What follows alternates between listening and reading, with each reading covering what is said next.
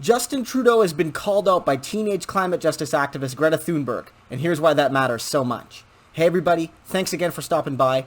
If you've been following the news, you've heard that Justin Trudeau and his Liberal Party have done two things in regards to the climate over the past couple days. One, they've declared a climate emergency. That's great. We need to see it. But two, his cabinet has decided to build the Trans Mountain Pipeline, thus shipping, an untold amount of dirty oil into global markets. And a lot of people have been saying, well, these two things, they don't seem to mesh well together. And I would agree. I think they're rather contradictory. And people have been calling out Justin Trudeau based on this fact, saying that, you can't be a climate justice hero and a climate justice villain at the same time. Those two things don't mix. You can't declare a climate emergency and then do something that's going to exacerbate that very same emergency. You can't do that.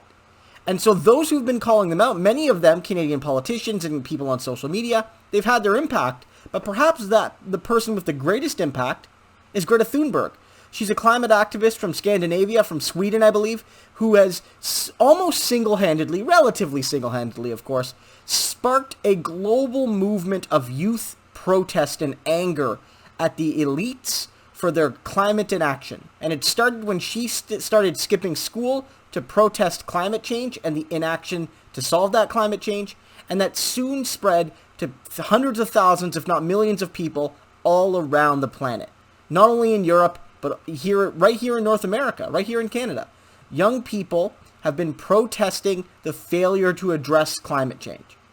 And so we have Trudeau's government who has put so much weight, so much political capital into this mantra of progressivism, this image of progressivism, this desire to be looking like he's doing the right things and saying the right things. And this is where this climate emergency comes from. It's an acknowledgement to the kind of broad progressive Canadian electorate that, hey, we know something's wrong and we're saying it. We're not denying climate change. Yet, the actions on the pipeline serve to negate the good words in that declaration. And so people are noting the hypocrisy here.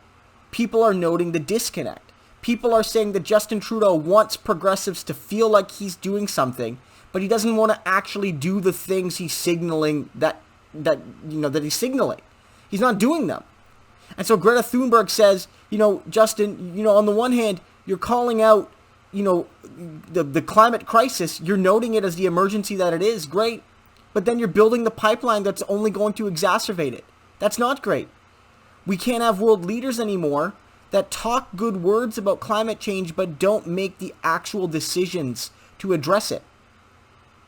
And this is so crucial because Justin Trudeau, he was, originally at least the youth minister. That's a portfolio he gave himself to tie into the fact that young people were so important to his electoral success. But it's been young people holding them to account. The young workers at the Canadian Labour Congress Youth Summit a couple years ago turned their backs to Trudeau because he failed to actually stand up for good, secure jobs and good, secure benefits and good, secure pensions. And it was his finance minister, Bill Morneau, who basically said, embrace the job churn, millennials. What I had, what so many boomers had, what some Gen Xers even had, you'll never have. And there's no point in fighting for those things. Just get used to not having what we had. That was his advice. No, the Liberal Party is going to fight for good jobs and good pensions. No, he's like, embrace the job churn. And when the Daughters of the Vote came to Parliament to represent young women all across this country, a good chunk of them, they turned their backs to Trudeau. And even some who instead of turning their backs, they responded directly saying that Justin Trudeau's actions on the climate are incompatible with a green future, and they're even incompatible with finding justice for Indigenous people, for really building true reconciliation between Indigenous people and between settlers. Justin Trudeau's credibility with the youth is faltering. And that's dangerous to him and his political brand. Because what made Justin Trudeau what he is nothing really to do with policy or even major distinctions between him and Andrew Scheer. It's all about the image distinctions between him and Andrew Scheer.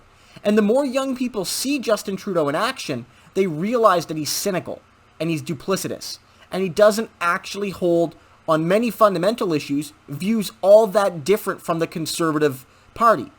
So when Justin Trudeau says, hey, look, we're declaring the climate emergency, we have a carbon tax, if you don't elect us, Andrew Scheer will destroy the climate, people, I think, see the differences between Scheer and Trudeau. Those differences exist. But Trudeau's actual actions pull him a lot closer to Andrew Scheer than they do to the proposals coming from, let's say, Jagmeet Singh in the NDP, who are proposing radical solutions, radical yet necessary solutions to save the planet while doing so without leaving working class people behind.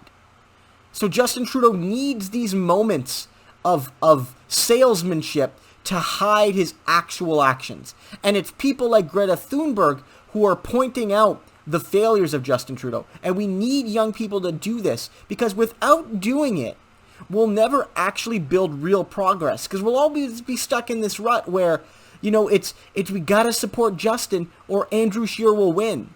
We have to let Justin Trudeau destroy the environment, or Andrew Scheer will destroy the environment harder. But we don't need to make those choices. Not anymore. We have an alternative in Jagmeet Singh in the NDP. We have alternatives all over the world to, regressive, conservative, climate, ecocide. And between neoliberal, good words that will just lead us to the ecocide because we're not doing the work to match those good words. So that's where we're at. Young people will save us from ourselves. They'll save us from this Trudeauvian do-goodism that actually doesn't do any good. Because if they don't save us, I don't know what the alternative is.